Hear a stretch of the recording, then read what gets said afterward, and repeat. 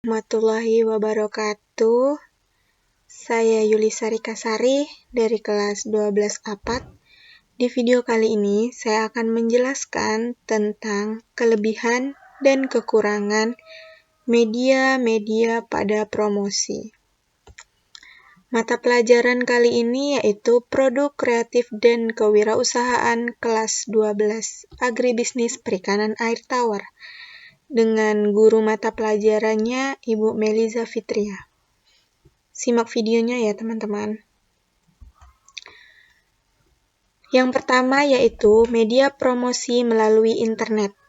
Kelebihannya yang pertama, tidak memerlukan biaya yang besar, cukup hanya membayar biaya internet atau paket data.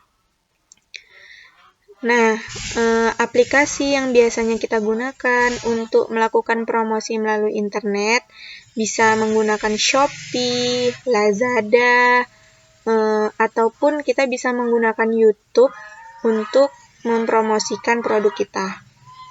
Yang kedua, yaitu jangkauan pemasaran lebih luas karena hampir seluruh orang di dunia menggunakan media sosial. Yang ketiga, tidak terikat pada waktu. Yang keempat, dapat menghemat waktu dan biaya. Kelemahannya yaitu yang pertama, kepercayaan konsumen lebih kecil karena merasa takut tertipu. Nah, lagipun produk terlihat tidak nyata karena produk yang ditawarkan hanya berupa foto. Kredibilitas dari usaha yang dijalankan. Untuk contoh produknya bisa kita lihat di sini menggunakan Shopee dan juga promosi Android menggunakan Lazada.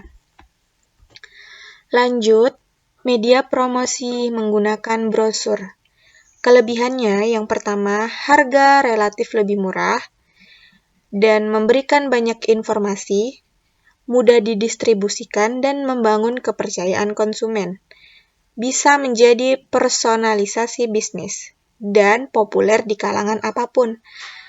Dengan menggunakan brosur ini juga bisa dibawa oleh konsumen. Kita bagikan langsung ke konsumennya, jadi konsumen bisa membawa di rumah. Nah, jika tertarik dengan produk yang kita promosikan menggunakan brosur, konsumen akan menghubungi nomor yang tertera di dalam brosur tersebut.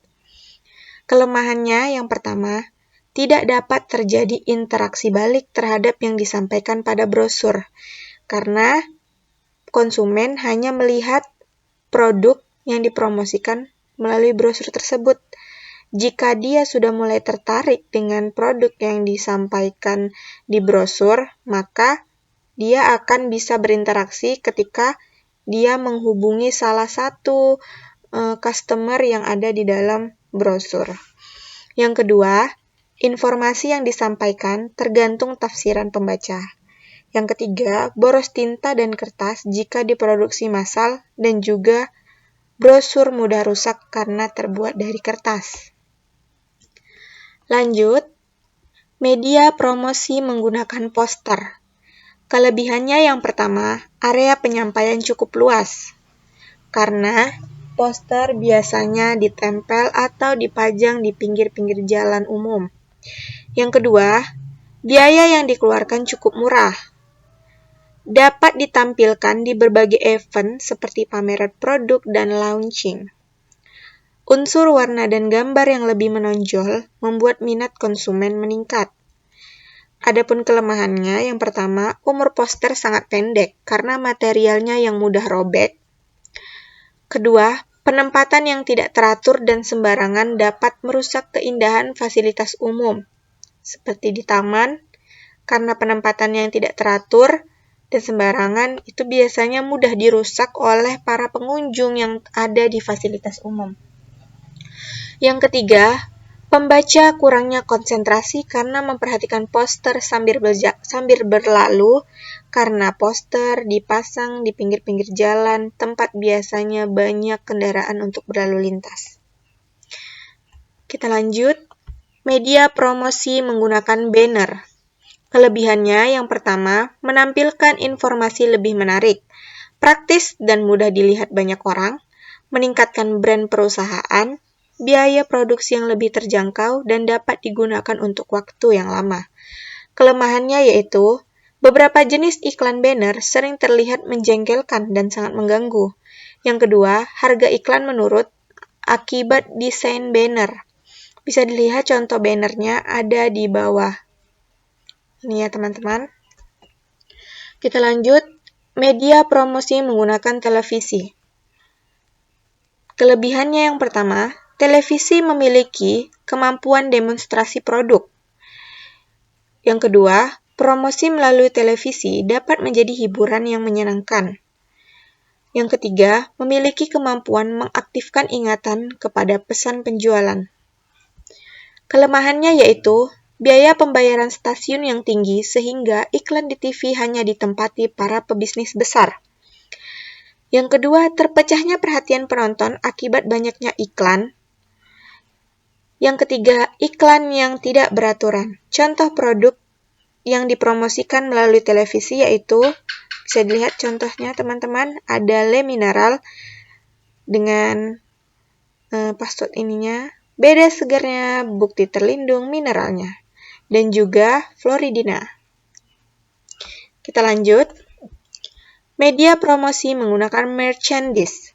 Kelebihannya yaitu terdapat loyalitas dari merek yang dipromosikan. Yang kedua, dapat mengundang pelanggan baru, biaya pemasaran yang efektif, terdapat banyak ragam pilihan produk seperti kita lihat ada tas, topi, buku, tempat air minum, gelas, kaos, dan juga dapat dikustom sekreatif mungkin.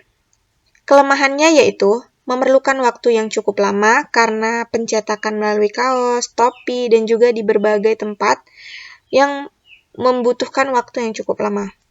Memerlukan area dan jangkauan yang luas, dan hanya dapat dilakukan pada konsumen yang sudah menggunakan produk tersebut. Bisa dilihat contoh promosi melalui merchandise. Kita lanjut, media promosi menggunakan radio. Kelebihannya yang pertama, radio merupakan media semesta karena dapat dinikmati kapan saja dan di mana saja. Tarif secara umum dapat dinegosiasi. Format acara yang luas menawarkan efisiensi dana periklanan. Pertolongan kreatif sering tersedia, seperti yang kita lihat. Mau beriklan di radio? Kami spesialisnya. Hubungi nomor tertera. Kelemahannya, karena pendengar radio tersebar, Anda mungkin harus berada bersamaan di stasiun yang berbeda. Yang kedua, iklan merupakan gangguan dalam hiburan.